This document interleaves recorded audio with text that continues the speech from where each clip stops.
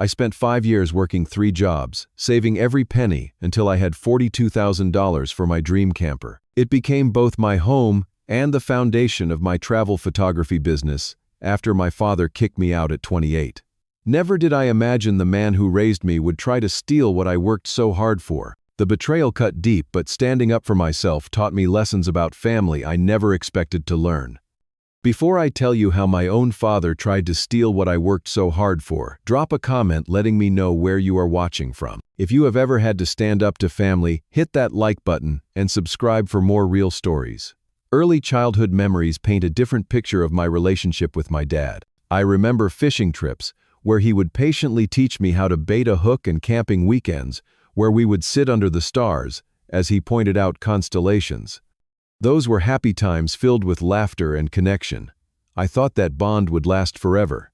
Everything changed when I turned 12. Dad lost his executive position at a marketing firm during company downsizing. The job had been his identity for 15 years, and losing it transformed him. The patient, encouraging father I knew disappeared, replaced by someone controlling and bitter. As I entered my teenage years, Dad began micromanaging every aspect of my life. My choices never seemed good enough. When I joined the photography club in high school, he called it a waste of time. I still remember his words when I proudly showed him my first published photo in the school newspaper. "That is nice, Alexander, but nobody makes a living taking pictures. You need to focus on something practical." Those dismissive comments became the soundtrack of my high school years.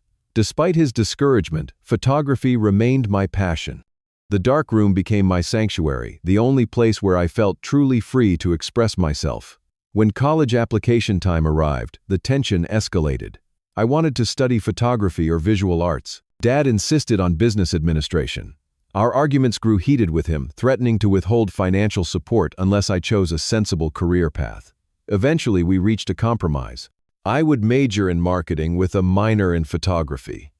It was not ideal, but it allowed me to pursue my passion while obtaining the practical degree my father demanded. Looking back, I realize I was still seeking his approval, still hoping to make him proud. Graduation day should have been a celebration. I had maintained a 3.8 GPA while working part-time to cover expenses beyond tuition. Yet Dad barely acknowledged the achievement.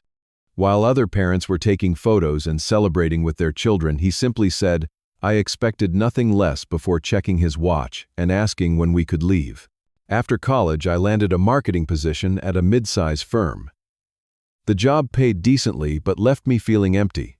I would sit in my cubicle, creating ads for products. I did not care about watching the clock until I could go home. This was the sensible career my father wanted, but it was slowly draining my spirit. Everything changed during a work assignment, photographing products for a new campaign. My boss noticed my skill with the camera and asked if I would travel to Wyoming to shoot landscapes for a tourism client. That week in the mountains reignited something inside me. For the first time since college, I felt alive, purposeful. Upon returning, I started taking photography gigs on weekends. Weddings, family portraits, local events. Any opportunity to be behind a camera. The extra income went straight into a savings account labeled Dream Fund. I was not entirely sure what the dream was yet, but I knew it involved photography and freedom. The idea crystallized during a camping trip with friends. We were sitting around the fire when someone mentioned a photographer who lived in a converted van traveling the country, shooting national parks. Something clicked. That night in my tent, I researched campers and van conversions until my phone battery died. For the next 2 years, I became obsessed with researching campers. I studied models, features, reliability ratings, maintenance costs. I created spreadsheets comparing options, calculated budgets, plotted potential travel routes. The dream had taken definite shape. I would buy a camper, convert it into a mobile home and studio, and travel the country creating a portfolio of American landscapes. To accelerate my savings, I added a third job, bartending 4 nights a week. My schedule became punishing. Marketing job from 9 to 5, photography gigs on weekends, bartending until 2 a.m., several weeknights. Sleep became a luxury. My social life disappeared. Friends stopped calling after I declined invitations for the 10th time. The physical toll was significant. Dark circles permanently resided under my eyes. I caught every cold that circulated the office. My diet consisted mainly of whatever I could eat quickly between shifts. But each time I checked my growing savings account, I felt a surge of determination. Every dollar brought me closer to freedom. After 5 years of this grinding schedule, I finally had enough. $42,000, the exact amount needed for the camper model I had researched most thoroughly, a model known for reliability and reasonable maintenance costs. The day I walked into the dealership and handed over the certified check remains one of my proudest moments. I expected my father to show at least a flicker of pride in my dedication and achievement. Instead, when I drove the camper to my parents' house to show them, he walked around it once and said, "You wasted your money on a glorified tin can." 5 years of sacrifice dismissed in a single sentence. Despite his reaction, nothing could diminish my sense of accomplishment. The following weekend, I took my camper on its maiden voyage to the mountains. Parking at a scenic overlook, watching the sunset from my own mobile home, I felt a freedom I had never known. This was mine, earned through my own hard work, a physical manifestation of my determination. Over the next few months, I began building an online following for my travel photography.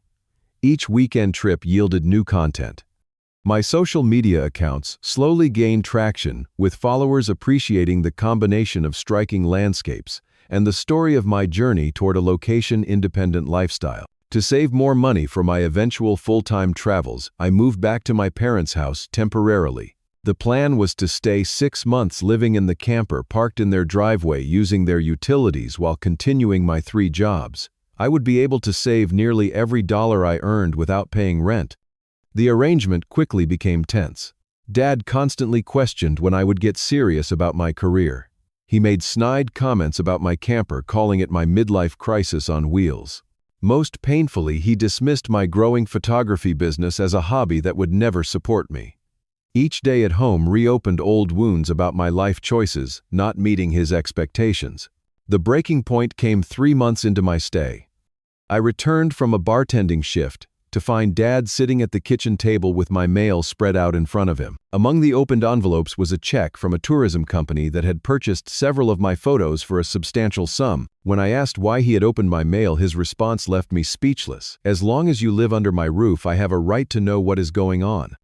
He then launched into a lecture about my financial irresponsibility, completely ignoring the fact that I had built significant savings. The argument escalated quickly. Years of suppressed frustration poured out as I finally stood up for myself. "I am 28 years old," I told him. "I have worked 3 jobs for years. I have saved more than most people my age. I deserve basic respect and privacy." His face flushed with anger. "If you want privacy," he shouted, "you can pay for it." He then demanded backdated rent for the 3 months I had been staying there, a number he had conveniently calculated to be almost exactly the amount of the check in front of him. In that moment, I realized no amount of success would ever be enough for him. The goalposts would always move. I would always be the disappointing son who chose the wrong path. For my own mental health, I needed to leave. I took only what would fit in my camper: clothes, camera equipment, personal documents. Mom cried as she hugged me goodbye. Dad watched from the window, refusing to come outside. Driving away from my childhood home felt both terrifying and liberating. My friend Jordan offered to let me park on his property temporarily. He had 2 acres with a gravel pad and hookups for electricity and water. It was not ideal, but it gave me breathing room to figure out my next steps. Over the next few weeks, I transformed the camper from weekend travel vehicle to functional living space. I installed solar panels for supplemental power, created a compact workspace for editing photos, and maximized every inch of storage. YouTube tutorials became my constant companions as I learned basic carpentry and electrical skills. Finding remote work opportunities became my priority. I leveraged my marketing background to secure a part-time content creation position that allowed me to work from anywhere with internet access. Combined with increasing photography sales, it provided just enough income to support my minimal expenses. Gradually, I established a routine and sense of stability. Morning coffee, watching the sunrise, remote work during business hours, editing photos in the evening, occasional outings with Jordan to maintain social connection. The cramped quarters sometimes felt challenging, but the freedom was worth every compromise. My social media presence continued to grow. A series of sunrise images from the mountains gained unexpected traction, leading to inquiries from several brands about sponsored content. When an outdoor clothing company offered to pay me to feature their products in my landscape photography, I felt a surge of validation. This unconventional path could work after all. For the first time since childhood, I felt proud of the life I was building. It looked nothing like the corporate success my father valued, but it was authentic to my values and passions. The constant anxiety that had accompanied me through years of trying to please him began to fade. 3 months after leaving home, I received a text from my mother. "Your father is turning 60 next weekend. We are having a small dinner on Saturday. It would mean a lot if you came." My immediate instinct was to decline. The wound of our last interaction remained raw. But as I thought about my mother, who had always been caught in the middle of our conflicts, I reconsidered. This was her husband's milestone birthday. Perhaps I could set aside my feelings for one evening for her sake. After considerable internal debate, I decided to attend but set clear boundaries with myself. I would bring a thoughtful gift, remain polite, regardless of provocations, and leave early if tensions arose. Finding the right gift proved challenging. What do you give someone who has dismissed your life choices at every turn? After much consideration, I decided on something meaningful, a framed landscape photograph I had taken at Lakeview Point, a spot where Dad had taken me fishing many times during my childhood. The birthday dinner began awkwardly. Mom hugged me tightly while Dad offered a stiff handshake. Conversation felt forced as we carefully avoided sensitive topics. I answered questions about my camper life, with minimal detail bracing for dismissive comments that surprisingly never came. As the evening progressed, Dad began asking unexpected questions about my travels and photography. Where had I captured certain images? What technical challenges did different landscapes present? For the first time in years, he seemed genuinely interested in my work. During dessert, Mom mentioned they were planning a family vacation to Florida the following month. A beach rental for 2 weeks with her sister's family. Something they had been saving for since last year. Dad turned the conversation to my camper, asking detailed questions about its features. How much storage space did it have? What was the fuel efficiency on highways? How comfortable was it for extended trips? The sudden interest seemed odd, but I attributed it to genuine curiosity. After dinner, Dad asked to see the modifications I had made to the camper. Walking him through the vehicle, I pointed out the custom storage solutions, the workspace, the solar setup. He paid particular attention to the security features and storage compartments, examining the locks with unusual interest. We ended the evening on better terms than we had in years. Driving back to Jordan's property, I felt cautiously optimistic. Perhaps time and distance had given Dad perspective. Perhaps seeing me succeed independently had earned a measure of respect. I allowed myself to hope that we might gradually rebuild our relationship. A week later, that hope shattered. While retrieving something from an exterior storage compartment, I noticed the spare key was missing from the magnetic hide, a key box mounted underneath the camper. I had placed it there for emergencies and rarely checked it. Concerned, I reviewed footage from the security camera I had installed after parking at Jordan's. There in clear video was my father examining the underside of my camper while I was away at a photography gig. The timestamp showed it was 3 days after his birthday dinner. That same evening, my cousin Taylor accidentally revealed the truth in a text obviously meant for someone else. Did Uncle Frank get the camper keys from Alexander yet? Mom is worried about fitting everything for Florida if he changed his mind. The betrayal hit like a physical blow. Dad had not been interested in reconciliation. The questions, the newfound respect for my work, all of it had been calculated manipulation to gain access to my camper for their Florida vacation. The camper I had worked 3 jobs for 5 years to afford. I immediately drove to a locksmith and had all the camper locks changed. I installed additional security measures, including a wheel lock and tracking device. The cost was significant, but necessary for my peace of mind. The next morning, I called my father directly. When I asked about the missing key, he immediately became defensive. "I do not know what you are talking about. You have always been paranoid. Just like your mother." The familiar gaslighting technique only confirmed my suspicions. I set a clear boundary. The camper is not available for anyone to borrow. I will not be lending it for the Florida trip or any other occasion. His response revealed his true intentions.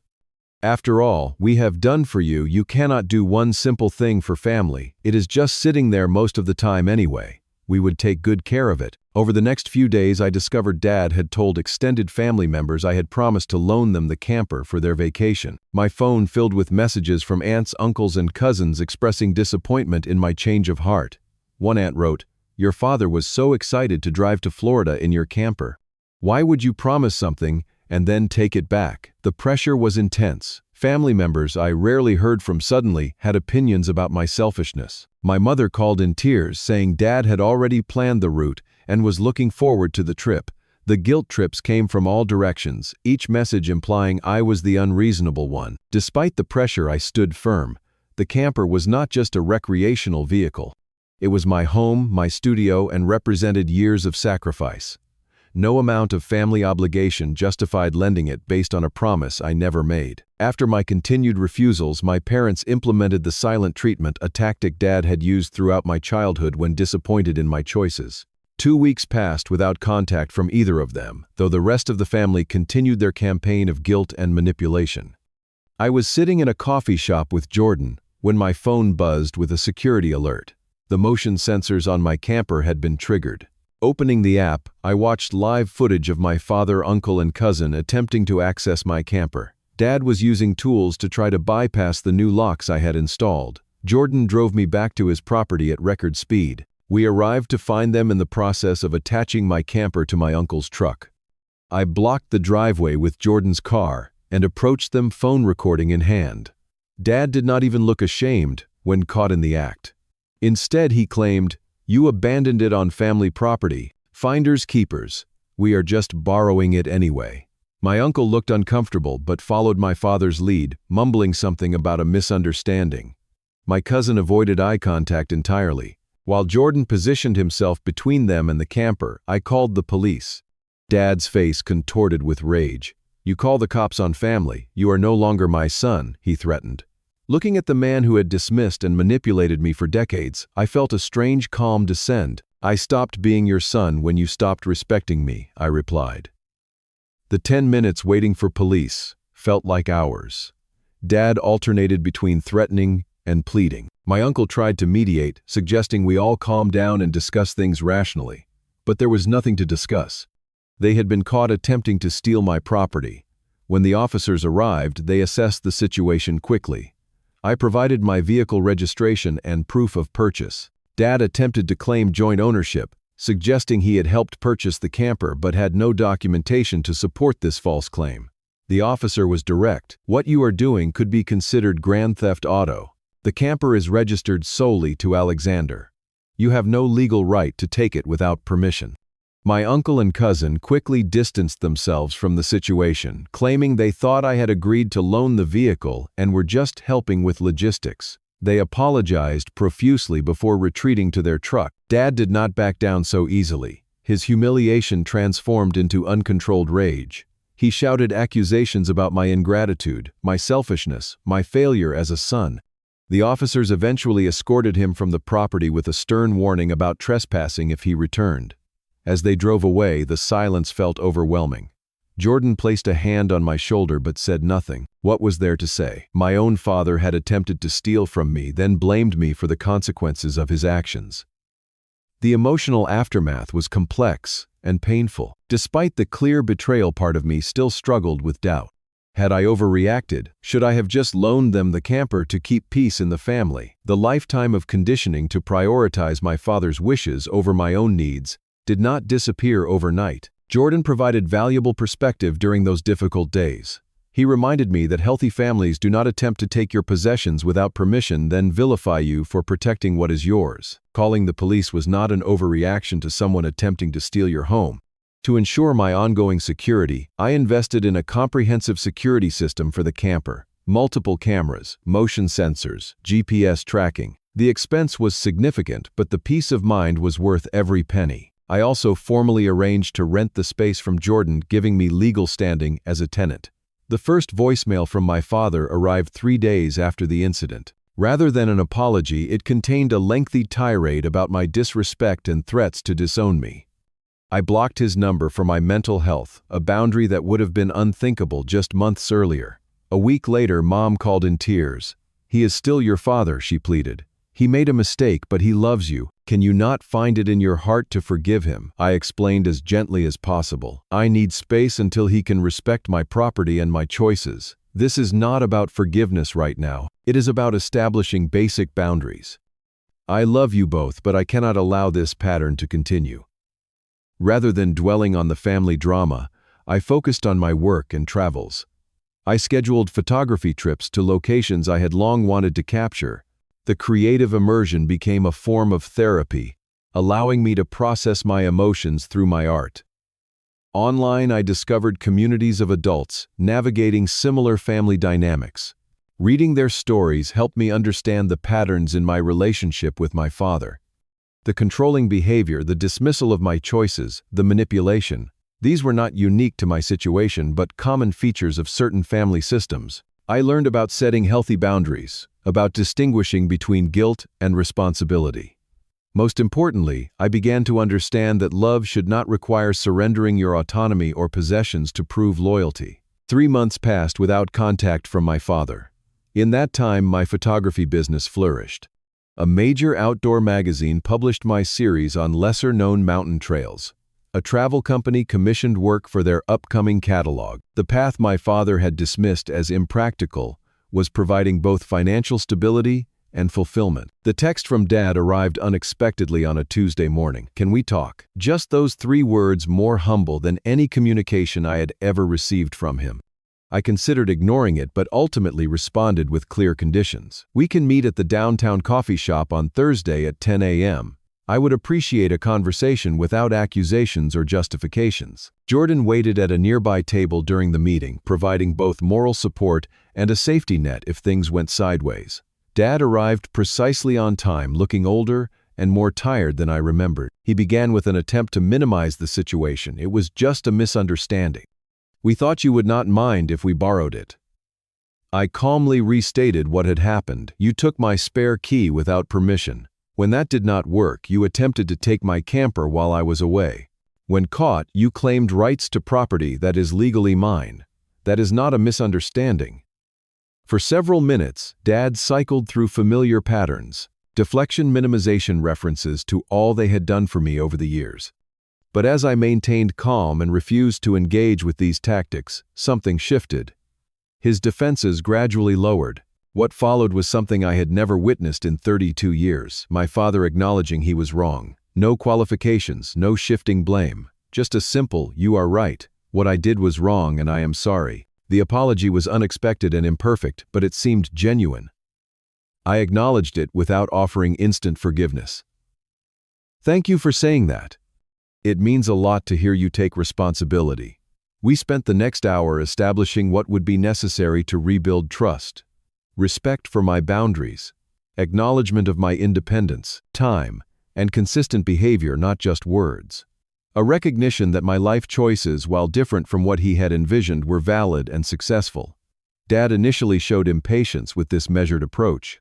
The old pattern would have been immediate reconciliation, followed by a return to previous behaviors. When I maintained my boundaries, he eventually accepted that rebuilding our relationship would be a gradual process on my terms. Over the following months, we established carefully controlled contact, brief phone calls, occasional coffee meetings in public places. Each interaction was an opportunity to practice new patterns of communication with varying degrees of success. Mom expressed profound gratitude for my willingness to try. She also began to recognize her own role in enabling Dad's behavior over the years. Our relationship strengthened as she supported the new boundaries rather than pushing me to accommodate his demands. 6 months after the camper incident, we had our first peaceful family dinner. Conversation remained somewhat stilted, but no voices were raised, no boundaries crossed. It represented modest but meaningful progress. Dad continues working to prove his change is genuine. There are setbacks and old patterns sometimes resurface, but his efforts appear sincere. He recently attended one of my photography exhibitions, his first acknowledgement of my career as legitimate. Looking back on my journey from people-pleaser to self-advocate, I recognize how much courage it takes to establish boundaries with family. The fear of rejection, the guilt, the second-guessing. Yet on the other side of that difficult process is a freedom I never knew possible. Perhaps the most profound lesson I have learned is that sometimes loving someone means loving yourself enough to say no. True relationships cannot exist without mutual respect. Blood ties do not grant unlimited access to your resources, property, or compliance. I have also learned that forgiveness is not a single decision, but a process that unfolds over time. It does not require forgetting or pretending harm never occurred. Real forgiveness happens alongside accountability and changed behavior.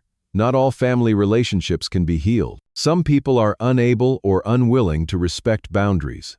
In those cases, distance may be the healthiest choice. But when both parties are committed to growth, even deeply damaged, relationships have potential for transformation. Have you ever had to set difficult boundaries with family? What did that experience teach you? Share your story in the comments below. If this resonated with you, please hit that like button and subscribe for more real-life experiences. Remember that protecting your boundaries is not selfish, it is necessary for healthy relationships. Thank you for listening, and I hope my story helps someone feeling caught in similar family dynamics know they are not alone.